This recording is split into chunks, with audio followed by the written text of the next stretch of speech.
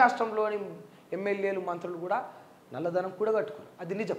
But అయినప్పటికీ పాలన విషయానికి వస్తే, అంటే ఇప్పుడు మనం మాట్లాడుకుందాం,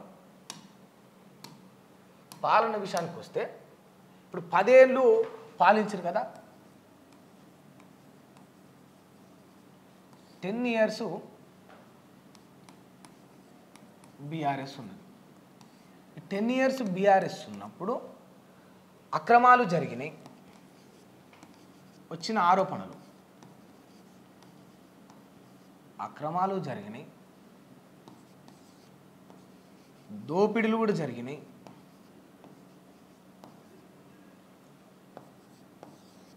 మూడు ఇక అవినీతులు కూడా జరిగినాయి. ఇవన్నీ కూడా అంటే ఇందులో మనం అన్నీ కూడా అనుకుందాం, ఇక లంచాలు కావచ్చు, ఇంకోటి కావచ్చు, జనరల్గా అంటే అతి పెద్ద పదాలు ఇవి. అంటే ఇక దోపిడీ అంటే స్కామ్లు అన్నీ వస్తాయి, ఇక అక్రమాలు జరిగినాయి, భూదందాలు కావచ్చు, బిల్డింగులు కావచ్చు, కబ్జాలు కావచ్చు, ఇంకోటి కావచ్చు, ఇక అవినీతి విషయాలలో ఈ ప్రాజెక్టుల కాంచెలు, కాంట్రాక్టుల కాంచెలు అన్నీ ఉంటాయి. ఇవన్నీ కూడా 10 ఏళ్లలో జరిగినాయి, మనం చూసాం నిజానికి. అయితే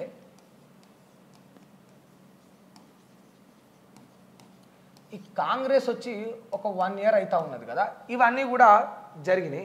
మరి ఇవన్నీ కూడా దేశంలోని ఏ రాష్ట్రంలో జరగలేదా? ఫస్ట్ థింగ్ అంటే మనము కొంచెం కష్టమైనప్పటికీ కూడా అంటే మనం ఇప్పటి ఉన్న పలంగా ఇప్పుడు 10 ఏళ్ళలో జరిగిందని మొత్తం మనం మార్చేయలేం కనుక మనం రియాలిటీ మాట్లాడుకున్నాం. ఈ 3 ఈ దేశంలో ఏ రాష్ట్రంలో జరగలేదంటారా?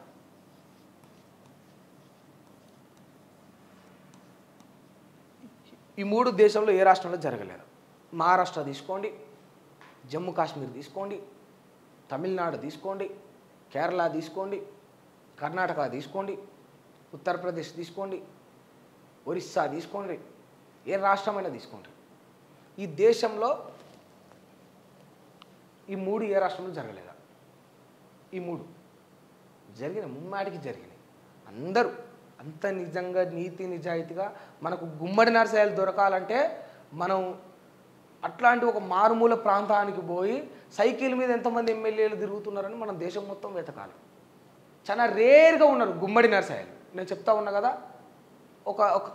ఒక స్టేట్లో ఒక 100 నుంచి 150 మంది ఎమ్మెల్యేలు ఉంటే అంజాదా, అందులో ఒక గుమ్మడి నరసాయ దొరకడం కష్టం. తెలంగాణ అదృష్టం ఈ తెలంగాణలో ఒక గుమ్మడి నరసాయ ఉండడం, అవినీతికి పాల్పడనే ఒక సింపుల్ ఎమ్మెల్యే ఉండడం ఈ తెలంగాణకు అదృష్టం. అట్లాంటి గుమ్మడి నరసాయలు చాలా రేరుగా ఉంటారు. మిగతా వాళ్ళంతా కూడా ఖద్దరు బట్టలు, ఫార్చునర్ కార్లే. నిజం మాట్లాడుకుంటే ఇవన్నీ రాష్ట్రాల్లో జరిగినాయి. ఈ అవినీతి, దోపిడీ, ఈ అక్రమాలు అన్ని రాష్ట్రాల్లో జరిగినాయి. అట్లనే గతంలో 10 ఏళ్ళు తెలంగాణలో జరిగినాయి. మరి వీటితో పాటు తెలంగాణలో ఇంకేం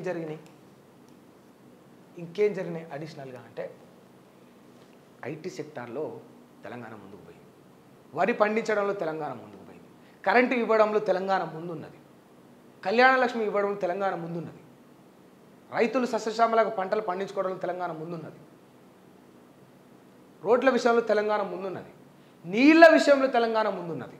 అండ్ అంటే నిరుద్యోగంలో అంటే మనం నిరుద్యోగం అనేది తెలంగాణ రాష్ట్రంలో ఉన్నది ప్రధాన సమస్య అన్నారు. అంటే అన్ని రాష్ట్రాల్లో ఉన్నది, మన రాష్ట్రంలో కూడా ప్రధాన సమస్య. నిజంగా మన రాష్ట్రంలో కూడా నిజంగా నిరుద్యోగులు చాలామంది ఇబ్బంది పడ్డారు. గవర్నమెంట్ ఉద్యోగాలు లేక 10 ఏళ్లలో చాలామంది ఇబ్బంది పడ్డారు. బట్ ప్రైవేట్ సెక్టార్లో మాత్రం చాలా బీట్ చేశారు అనేది వాస్తవం. నిజంగా గవర్నమెంట్ ఆ పేపర్ లీకేజ్ విషయంలో కావచ్చు, ఇంకోసారి ఇన్ టైంలో వీళ్ళు ఎగ్జామ్ కండక్ట్ చేయడం విషయంలో కావచ్చు, గవర్నమెంట్ ఇంతవరకు ఫెయిల్ అయింది. బట్ అయినప్పటికీ ఇఫ్ కంపేర్ విత్ బెంగళూరు, అంటే దేశంలో ఎక్కువ ఐటీ జాబ్స్ ఇస్తున్న స్టేట్ సిటీ ఏదంటే బెంగళూరే, కర్ణాటకలోని బెంగళూరే. ఈవెన్ 2021-22 అరౌండ్ నాకు తెలిసి సబ్జెక్ట్ కరెక్షన్ 22 అనుకుంటా, మేబీ 22లో బెంగళూరును కూడా క్రాస్ చేసి ఎక్కువ ఐటీ జాబ్స్ ఇచ్చిన స్టేట్ ఆ యొక్క సిటీ ఏదైనా ఉందంటే అది హైదరాబాద్. అంత ముందుకు పోయింది రాష్ట్రం. అంటే ఇవి అన్ని రాష్ట్రాల్లో జరుగుతూ ఉన్నాయి. బట్ కరెంటు, వరి పండించడము, లేకపోతే నీళ్ళు అందించడము, లేకపోతే ఇట్లా ఐటీ జాబ్స్ ఇవ్వడము, లేకపోతే ఎకానమీని బిల్డ్ చేసుకోవడము, ఇంకోటి ఇట్లా తెలంగాణ ముందుకు పోయినట్టు మళ్ళీ అన్ని రాష్ట్రాలు ముందుకు రాలే. సరే వివిధ రాష్ట్రాల్లో వాళ్ళకు గొప్పతనాలు ఉన్నప్పటికీ ఇట్లాంటి యూనిక్గా మాత్రం చేయలేకపోయింది. దేశంలో ఎక్కడా కూడా ఉండదు కళ్యాణ లక్ష్మి. ఇవన్నీ చేయగలిగింది. మరి వీళ్ళు అన్ని రాష్ట్రాల్లో ఇవి జరుగుతూ ఉన్నాయి, అట్నే ఈ రాష్ట్రంలో జరిగిన 10 ఏళ్లలో. మరి అన్ని రాష్ట్రాల్లో జరగని మంచిని గతంలో 10 ఏళ్లలో మనం చూసినాం. మరి వచ్చిన ఏడాది పాలనలో కాంగ్రెస్ గవర్నమెంట్లో మనం ఏం చూసినాం? అన్ని రాష్ట్రాల్లో జరిగినట్టు ఇక్కడ దోపిడీ జరుగుతుంది, అన్ని రాష్ట్రాల్లో జరిగినట్టు ఇక్కడ ఇబ్బందులు జరుగుతున్నాయి. టన్నెళ్ళు కూలిపోయి టన్నెల కింద 30-35 మంది ఇరుక్కుపోతుర్రు, 10 మంది గాయాలవుతున్నాయి, 10 మంది ప్రాణాల మీదకి వస్తుంది. అన్ని రాష్ట్రాల్లో జరిగినట్టు ఇక్కడ జరుగుతూ ఉంది. మొత్తం ఎకానమీ పడిపోయిందే, మొత్తం రియల్ ఎస్టేట్ వ్యాపారం పడిపోయిందే. స్టాంపుల నుంచి వెళ్ళి కోటాను కోట్లు వచ్చే ఆదాయం సగానికి సగం పడిపోయిందే. పేదల ఇల్లు కూలిపోయినాయి, రోడ్డు మీద పడ్డరే. ఇట్లా ఉంటుంది ఎక్కడన్నా. దోపిడీలు, అక్రమాలు, అన్యాయాలు అక్కడ అన్ని చోట్ల జరుగుతాయి. చేసినోడు మీద చర్యలు తీసుకోవాలి, ఖచ్చితంగా వాడికి శిక్ష వేయాలి. బట్ వాటితో పాటు మంచిని కూడా బ్యాలెన్స్ చేయాలి కదా.